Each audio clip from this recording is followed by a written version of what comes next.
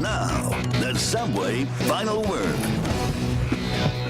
Welcome back. Time for the final word from our panelists. Chris Adamski, Buzzsaw, you go first. You want to know what it's like for a small market, low spending payroll team in the free agent market in Major League Baseball? The past 3 off seasons now, the Pirates have signed 4 major free agents: Francisco Liriano, Edison Volquez, Russell Martin, and now AJ Burnett this week. You had Liriano coming off a career worst year. You had Volquez coming off a career worst year. 2 total reclamation projects got on the cheap. You have Russell Martin, who was pretty upfront from the very beginning. He was signed for 2 years so he can cash in again and really hit the big time in the free agent market after that. And you have AJ Burnett, who was just completely miserable in Philadelphia, and really who could blame him, and wanted to get out of there and get back to Pittsburgh. So that's the way. Now we're having fun with that. I'm having kind of fun with that in that way, but I'll give the Pirates credit because the first 3 worked out better than anybody can imagine, and then all the way around, that's the way they're gonna do things. I know Mark might say they're choosing to do it, then they have to do it that way in terms of the money they're spending and everything, but if they're gonna do it that way, that's the way they're doing it, and they're finding ways to find little bargains for whatever reason, and I think Burnett can work out similarly.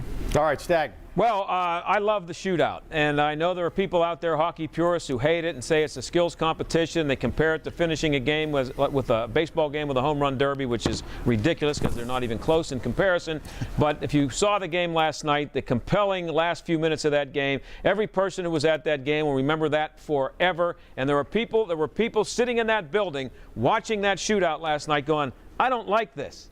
While 16,000 people, or whoever was left in the building, were screaming their lungs out. Keep the shootout, even in playoff games. Madden. AJ Burnett was fairly boasting that he came back to Pittsburgh for less money.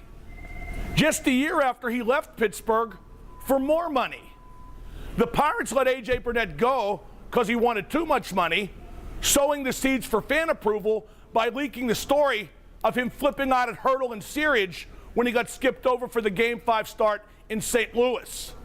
Pirate fans blasted AJ because he wasn't good enough to pitch the big game, but now they can't wait for him to pitch another big game. Yo, I don't know how AJ's going to do, but all y'all, you're leading the league in hypocrisy. All right, thank you, guys. Our final word now from social media. Dr. J says, Tomlin needs to own the record versus sub-200 teams and do the exact opposite of whatever they do in those weeks. Hashtag obviously.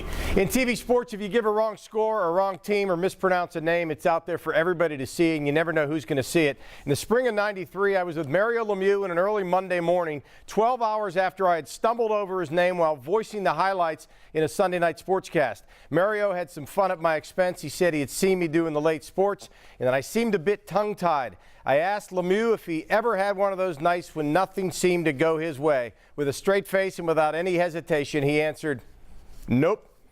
And that's what happens when you interface with greatness. It's random, but that's the final word on this week's Subway Final Word. I'm Albie Oxenrider for John and Mark and Chris. We'll see you next time. Dunk Wilson!